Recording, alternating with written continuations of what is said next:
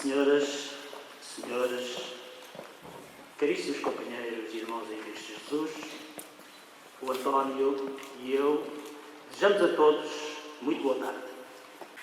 Conhecendo a inclinação que eu e o António temos para a pesquisa e também para a história, e para a história muito mais o António do que eu próprio, já que eu gosto de história porque gosto de história. O António gosta de história e sabe história. A Comissão do Congresso convidou-nos para apresentar este tema, mediunidade na linha do tempo, que nós trazemos até vós com muito gosto e que procuraremos abordar, e vamos abordá-lo de uma forma cronológica, conscientes de que este tema poderia ser abordado de outra forma. Convidamos, portanto, a todos a juntarem-se a nós nesta peregrinação que vamos fazer, em que iremos procurar demonstrar que, ao longo dos tempos, existem imensos registros inequívocos, fundamentalmente os livros sagrados, deste tema que é a mediunidade.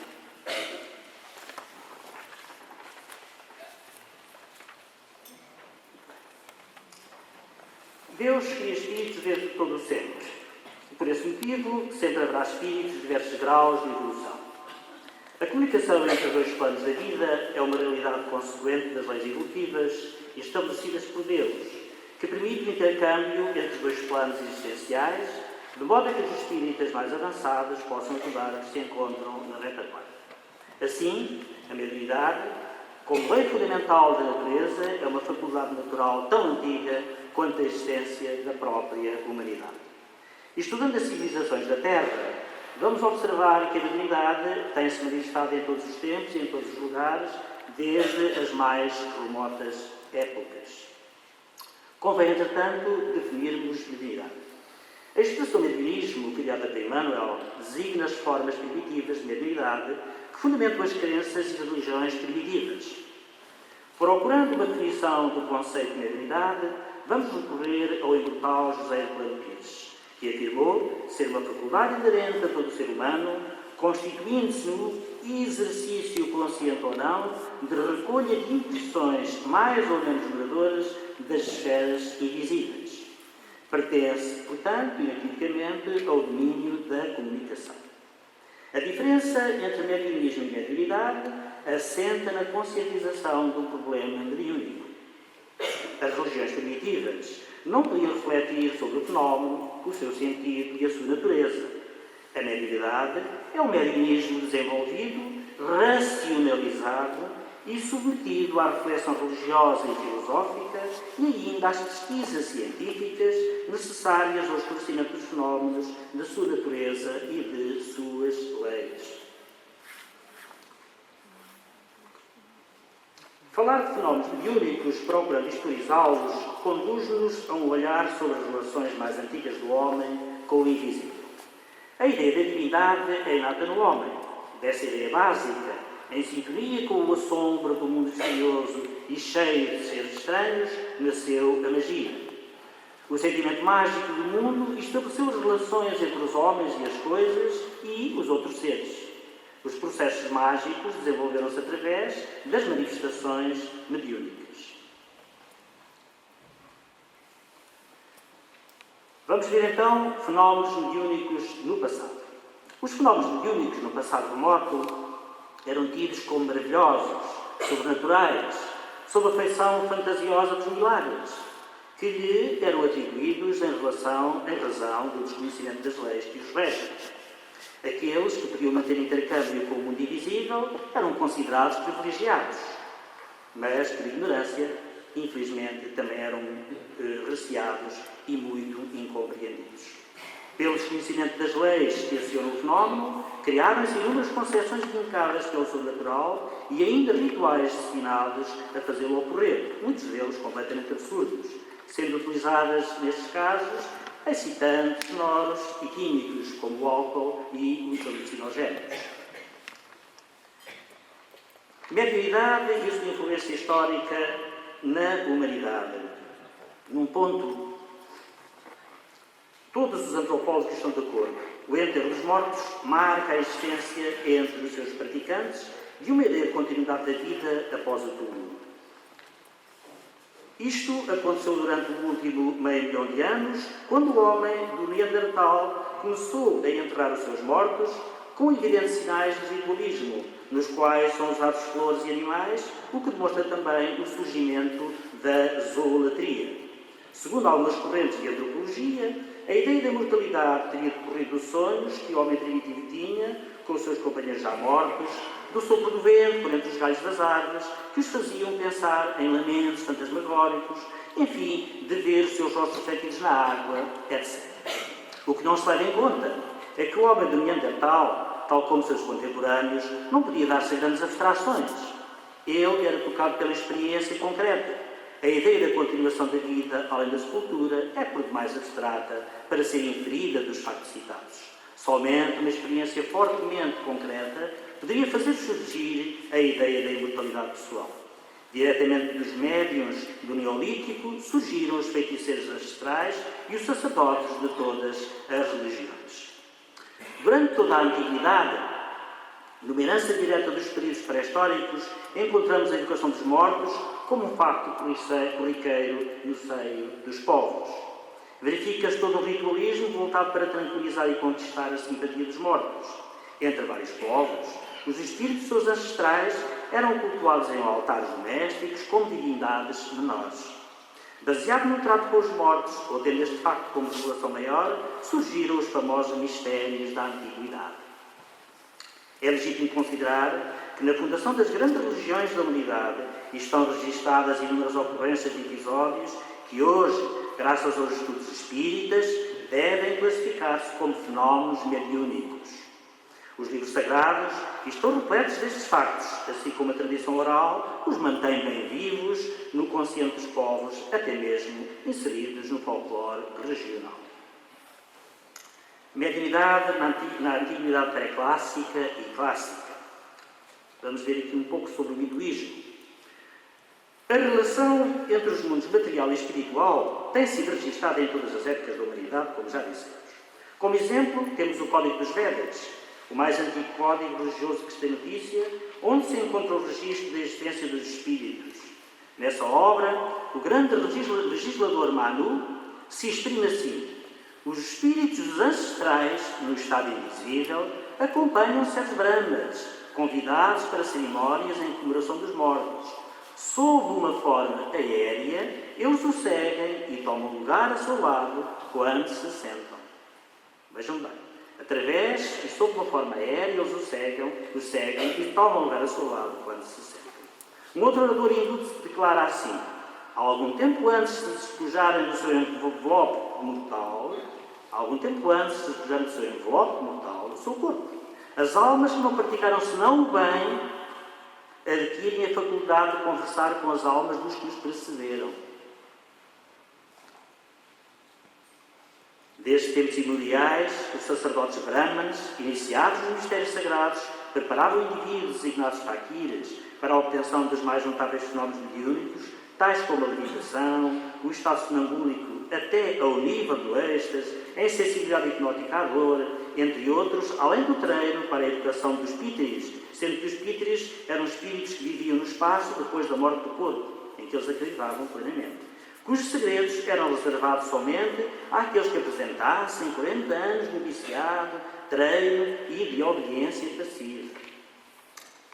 Agora vamos olhar para a realidade do Antigo Egito. De forma idêntica às práticas religiosas da Antiga Índia, as faculdades mediúnicas no Egito foram desenvolvidas e praticadas no silêncio dos tempos sagrados, sob o mais profundo mistério e rigorosamente vedadas à população leiga. A iniciação dos tempos egípcios era cercada de numerosas provas e exigia-se um juramento de sigilo. A menor indiscrição era punida com a morte. Todos os historiadores estão de acordo em atribuir aos sacerdotes do Antigo Egito poderes que pareciam sobrenaturais, ocultos e misteriosos. Estes sacerdotes, versados em práticas de magia, realizavam todos estes prodígios que são referidos na Bíblia e praticavam a invocação dos mortos.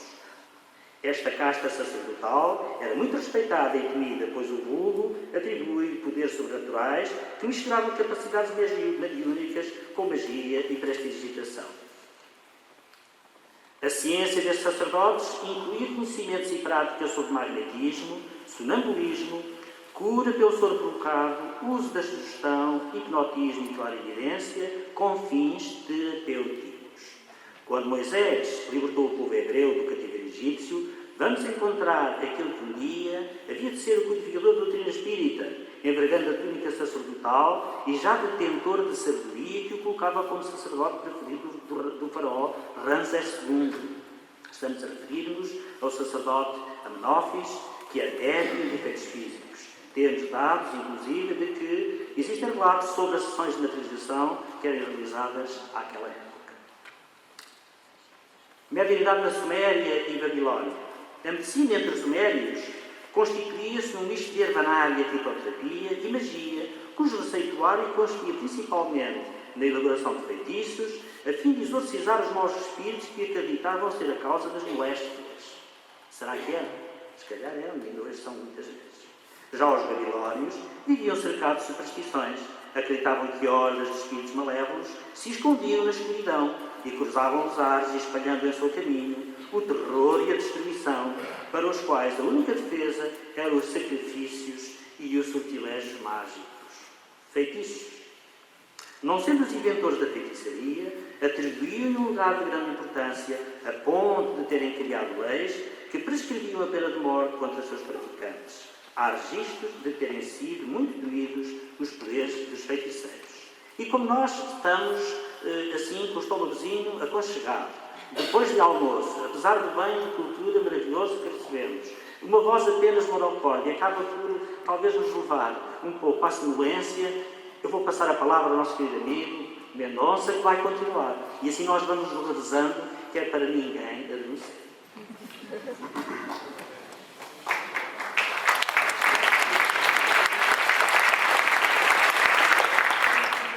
Ora, existem inúmeros registros da Bíblia, um dos poucos livros sagrados do nosso planeta. Vamos mostrar aqui alguns pequenos extratos, devidamente traduzidos e devidamente interpretados pela claridade da doutrina, nos demonstram já aqui a quantidade de fenómenos que são registados e que são considerados miraculosos, não deixando de ser mediúnicos. Então, vamos ver aqui alguns exemplos da mediunidade no Velho Testamento. Deus deu instruções a Noé sobre a construção da arca e como devia proceder face ao dilúvio. Isto é uma narrativa de Gênesis, não é? Vejamos como é que Deus teria dado essas instruções. Agar, serva da esposa de Abraão, Sara, tendo fugido da casa de Abraão, ouve e vê o anjo do Senhor e a aconselha a voltar para Abraão, do qual ia ter muitos filhos. 3 anjos do Senhor visitam a casa de Abraão e revelam que Sara ficaria grávida e que esta geraria Samuel. A própria Sara também ouve e vê os anjos do Senhor e descreve as suas palavras, pois já se considerava demasiadamente idosa para conceber. Todos estes registros são na Gênesis. Deus vai testar a fé de Abraão. E o Senhor disse: toma agora o teu filho, o teu único filho, Isaque, a quem amas, e vai-te à terra de Moriá, e oferece-o ali em holocausto sobre uma das montanhas que eu te direi. Gênesis. E estendendo a mão, pôs no cutelo para imolar o seu filho. Mas o anjo do Senhor liberou do céu e lhe disse: não estendas a mão sobre o mancebo e não lhe faças nada. Porquanto agora sei que temes a Deus, viste que não lhe negaste o teu único filho.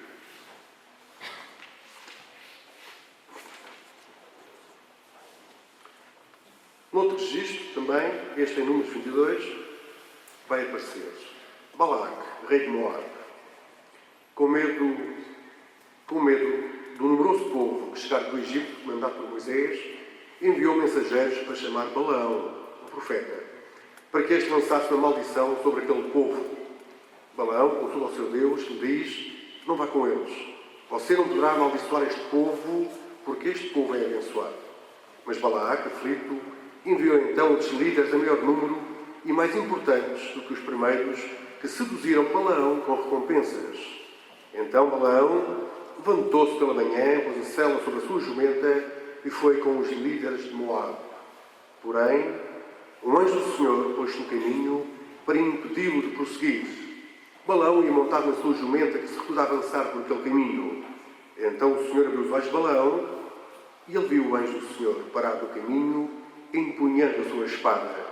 E o anjo do Senhor disse-lhe: eu vim aqui para impedi-lo de prosseguir, porque o seu caminho me desagrada. A jumenta viu-me e afastou-se de mim por 3 vezes. Balaão disse ao anjo do Senhor: pequei, não percebi que estavas parado no caminho para me impedires de prosseguir. Agora, se o que estou fazendo te desagrada, eu voltarei. Portanto, isto consta em Números. No capítulo 18 do Deuteronômio, encontramos referências várias de Moisés condenando a invocação dos espíritos de modo a evitar pactos com os espíritos de má índole. Noutro registro, em Samuel, e referido no livro dos Médiuns, Saul, rei dos Hebreus, consulta a pitonisa de Endor para saber da sua sorte contra os filisteus.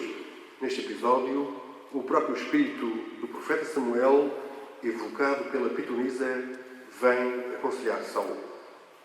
Ezequiel diz: também o espírito me levantou e me levou consigo.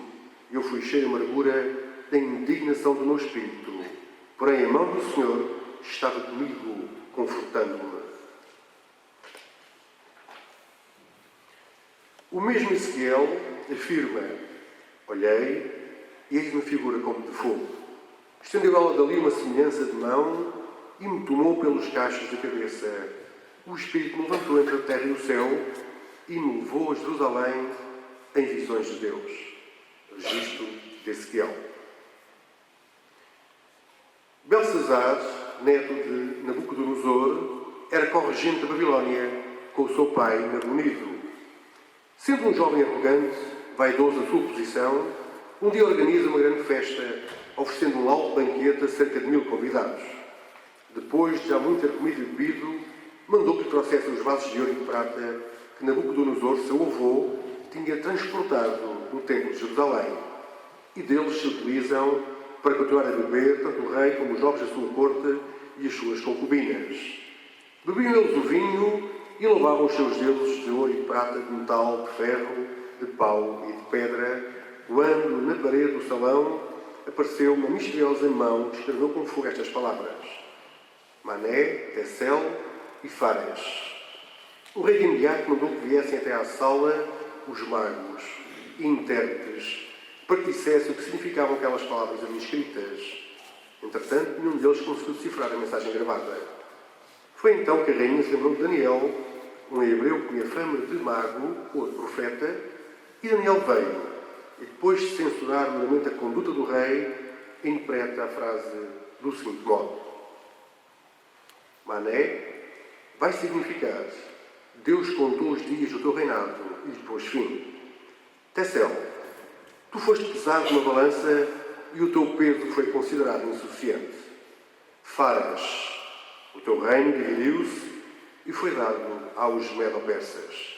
Naquela mesma noite morria Belsazar e o seu reino caiu nas mãos de Dario, o rei dos persas. Por fim, lembrando o novo Moisés, temos o caso mais significativo de materialização que, mediante este fenómeno, recebeu do alto a tábua dos 10 mandamentos, manifestação da vontade superior visando o despertar moral dos povos.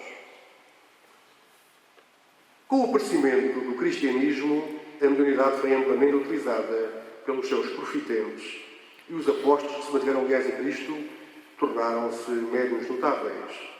Porém, à medida que o cristianismo se vai alicerçando junto ao poder temporal, nota-se que este iria mergulhar na mais absoluta das ignorâncias acerca dos fenómenos e das leis que os regem, o que levou às proibições conciliares do uso da mediunidade. Olhando para sociedades que mergulharam na decadência histórica do Império, com todo o surto de violência que as permeabilizaram, evidenciam-se muitas práticas pagãs que se misturam no cristianismo nascente e ainda ao esforço da Igreja, em face de controle dessas mesmas sociedades a disciplinar. a maioria das vezes, erradicando aquilo que não percebia e utilizando a extrema violência para esse fim. E também temos aqui alguns exemplos de unidade que estão exarados no Novo Testamento. Jesus tomou consigo Pedro, os irmãos Tiago e João, e os levou a um lugar à parte sobre uma alta montanha e se transfigurou diante deles. O seu rosto brilhou como o sol e as suas roupas ficaram brancas como a luz. Nisso desapareceram Moisés e Elias, conversando com Jesus. Então Pedro tomou a palavra e disse a Jesus: Senhor, é bom ficarmos aqui. Se quiseres, vou fazer aqui 3 tendas, uma para ti, outra para Moisés e outra para Elias. Pedro ainda estava falando quando uma nuvem luminosa os cobriu com a sua sombra, e da nuvem saiu uma voz que dizia: Este é o meu filho amado, que muito me agrada. Escutem o que ele diz. Quando ouviram isso, os discípulos ficaram muito assustados e caíram com o rosto por terra. Levantem-se e não tenham medo.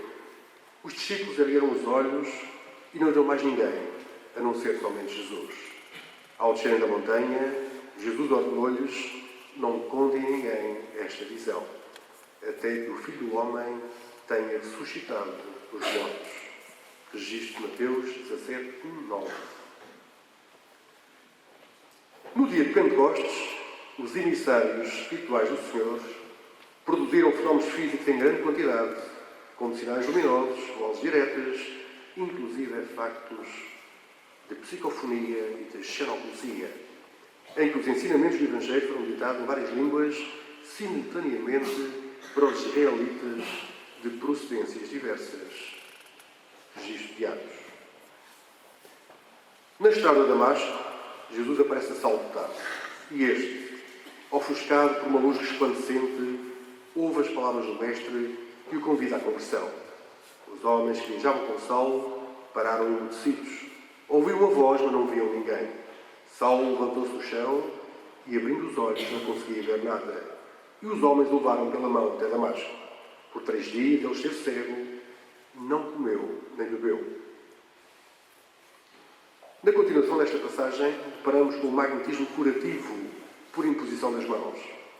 Em Damasco, havia um discípulo chamado Ananias. O Senhor o chamou numa visão. Ananias, eis-me aqui, Senhor, respondeu ele. O Senhor lhe disse: Vá à casa de Judas, na rua chamada direita, e pergunte por um homem de Tarso, chamado Saulo. Ele está orando. Saulo, numa visão, viu um homem chamado Ananias chegar e impor-lhe as mãos para que voltasse a ver. Respondeu Ananias: Senhor, tenho ouvido muita coisa a respeito desse homem e de todo o mal que ele tem feito aos teus santos em Jerusalém. Ele chegou aqui com a autorização dos chefes dos sacerdotes para prender todos que invocam o teu nome. Mas o Senhor disse a Ananias: Vá, este homem é meu instrumento, escolhido para levar o meu nome perante os gentios e os seus reis e perante o povo de Israel. O apóstolo João Evangelista mostra a possibilidade de comunicação entre os dois mundos, mas alertando-nos para a qualidade das comunicações. Não criai em todos os espíritos, mas provai se os espíritos são de Deus. João Evangelista terá sido um dos primeiros médiuns a receber um livro pela psicografia, o célebre livro do Apocalipse de João, ou também designado Livro da Revelação.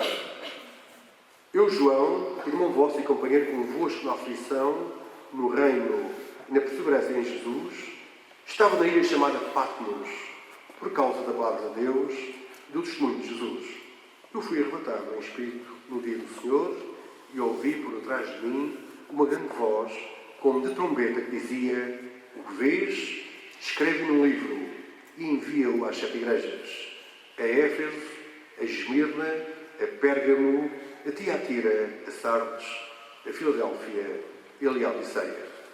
E vamos continuar com outros testemunhos, passando a palavra ao nosso querido Manuel Costa.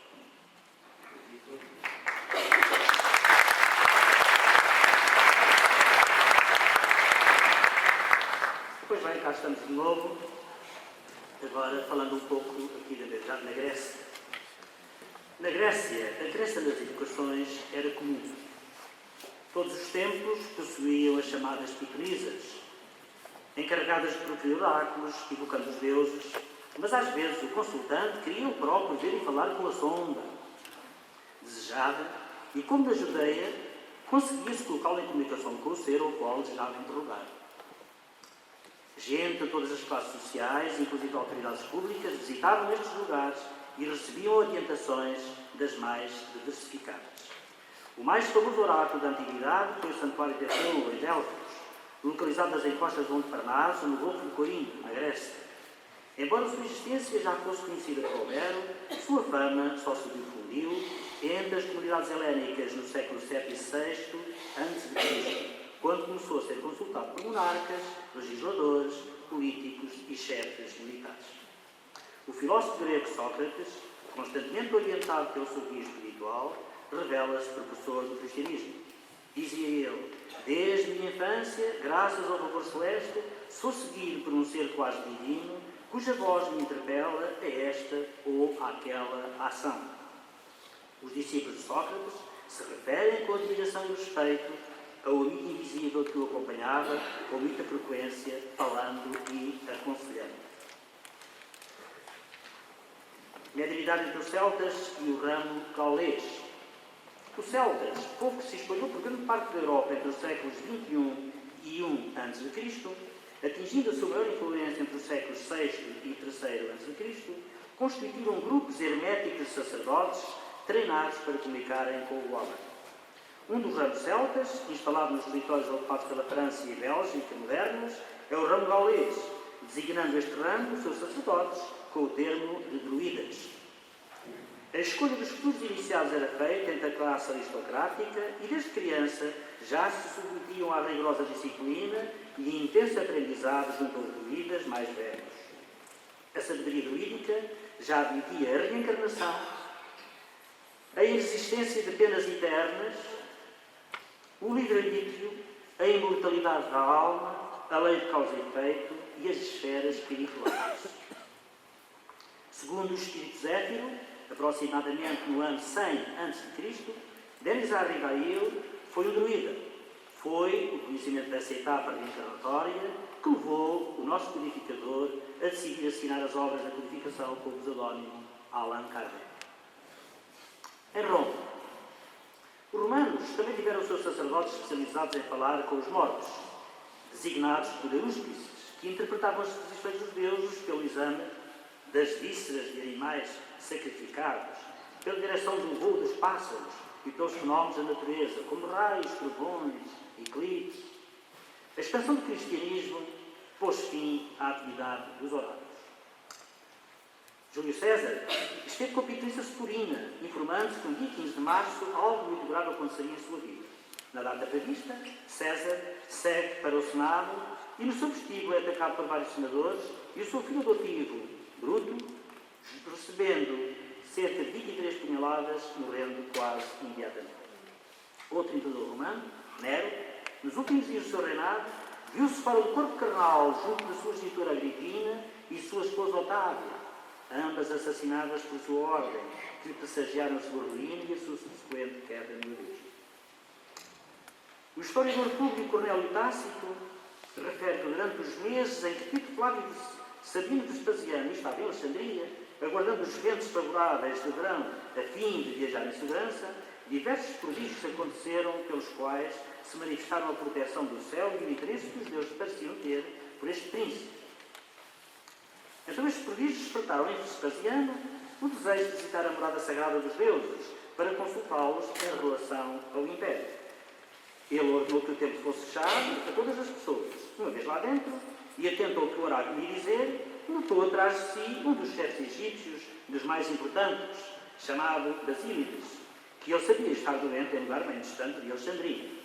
Perguntou ao sacerdote se Basílides estivera naquele dia no templo.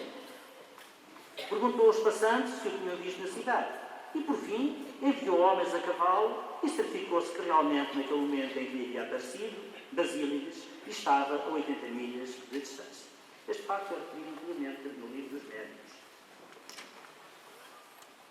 Tertuliano, que na nasceu em 160 e traz encarnado em 230 depois de Cristo, batizado quinto ou sétimo Florens Tertulianos, teólogo e doutor da Igreja, é tido como o primeiro a empregar as mesas girantes na comunicação com o mundo dos espíritos.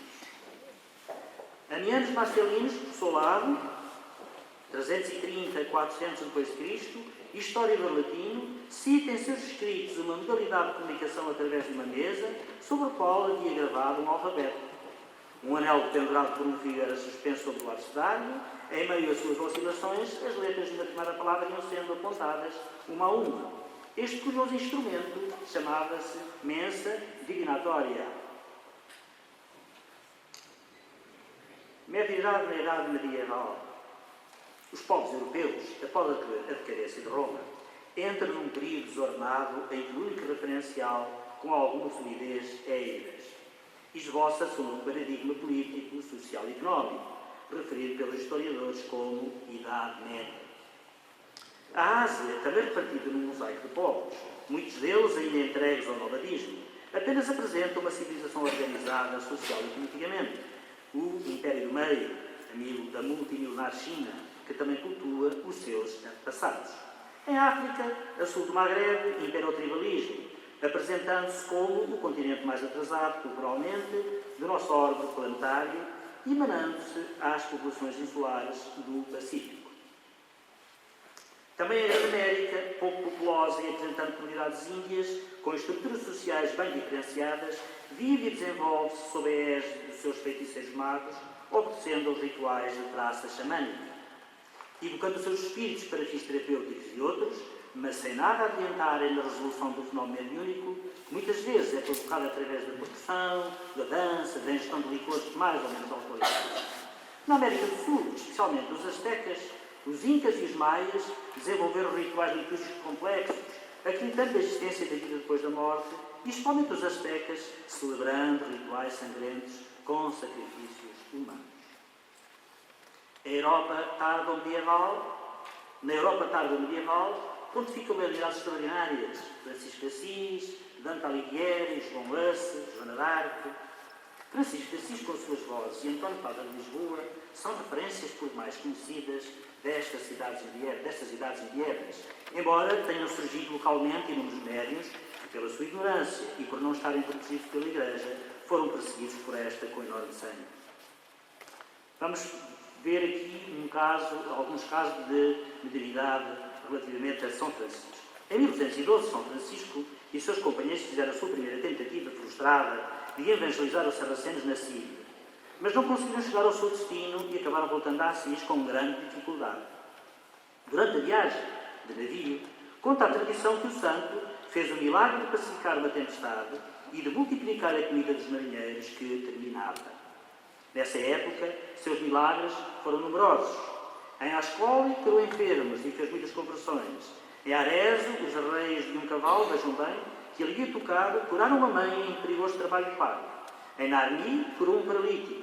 Em Seiximiano, expulsou demónios. Em Gubbio, pacificou um lobo que assolava a região, entre muitos outros prodígios. Santo António de Lisboa. Vamos apenas referir um facto que existe em livros. Por volta de 1230, um rapaz foi assassinado perto da casa de Martim Bulhões, pai de Santo António. E os assassinos, por malvadez, levaram o corpo para o quintal de Martim e ali o enterraram em segredo. Mais tarde, foi descoberto pela justiça o corpo do delito, em casa do infeliz Fidalgo, e este foi acusado pelo crime. Diante dos gravíssimos indícios de que era culpado, permaneceu 15 meses preso e, por certo, seria condenado à morte. Santo António, estando em Pádua, recebeu intuitivamente a notícia que o seu pai ia ser condenado. De Pádua, viu-se transportado num instante a Lisboa, onde se apresentou ao tribunal e, depois de beijar a mão de seu pai em sinal de respeito, tomou a sua defesa. Os juízes ficaram impressionados com o aparecimento daquele inesperado advogado e com a segurança com que ele falava, mas não se convenceram da inocência do réu, tantas eram as aparências de que Martim Bulhões era culpado. Faltando testemunhas de defesa, Santo António apelou para o depoimento do assassinado. Santo António apela para o depoimento do desgraçado do morto, já está a falar desta vez. Os assistentes, surpresos com a estranha proposta, já se dispunham a rir, mas Frei António insistiu e os juízes, levados pela curiosidade, consentiram que ele chamasse o morto como testemunha de defesa. Chegados à sepultura do falecido, o santo ordenou que a abrissem e chamou o frio cadáver em voz alta, ordenando-lhe, em nome de Deus, que dissesse aos juízes se era verdade que Martim Bulhões o assassinara. Levantou-se logo o morto e, como se estivesse vivo, respondeu com voz sonora e ouvida por todos que Martim Bulhões era inocente e não se havia manchado no seu sangue. Este tema também é referido no livro dos Médiuns, no capítulo 5. Joana d'Arc.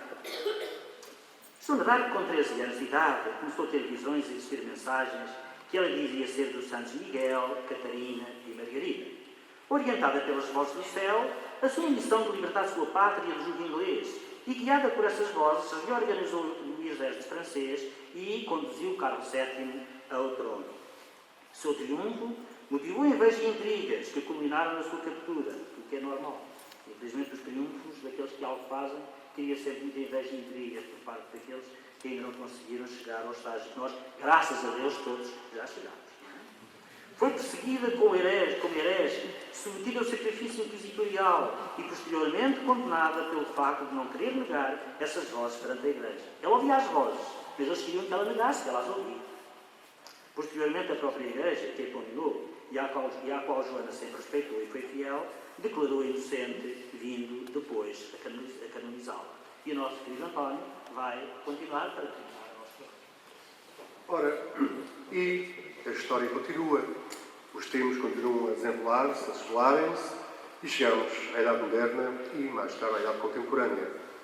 Vamos dar aqui então uma vista de olhos a estes tempos históricos com alguns testemunhos, são imensos, não é? Eu calculo, por cada um destes casos que estão referendados pela história, referenciados, milhares de muitos outros foram esquecidos, não é? E não foram registados. E muitos deles foram registados, foram mal interpretados. Com a queda de Constantinopla, em 29 de maio de 1453, os historiadores consideraram o término da Idade Média e iniciou-se uma nova idade histórica, a Idade Moderna.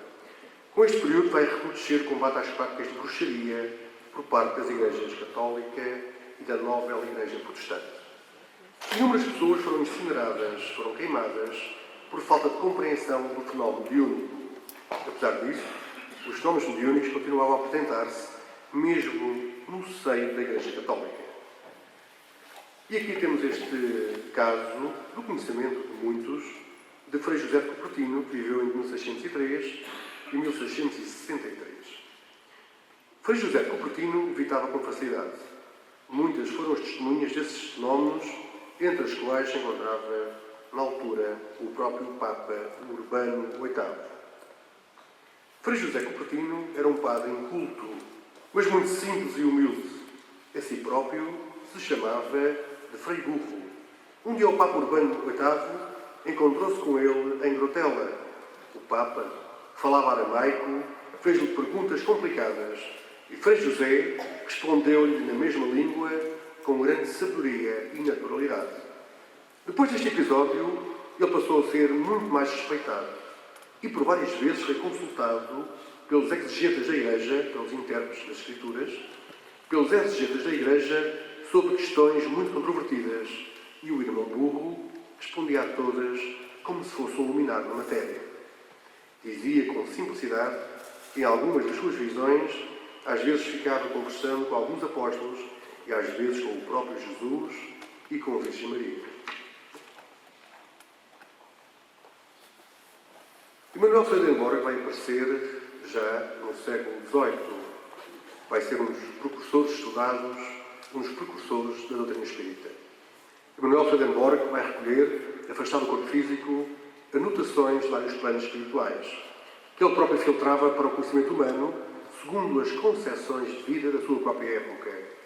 As suas visões do mundo espiritual geraram relatos que foram comprovados posteriormente pelos trabalhos de Allan Kardec e de André Luiz.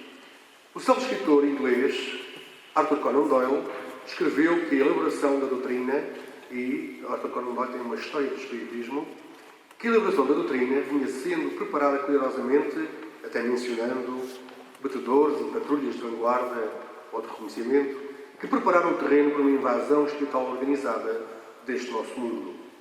Emanuel Swedenborg pode ser considerado o primeiro desses batedores ou provocadores.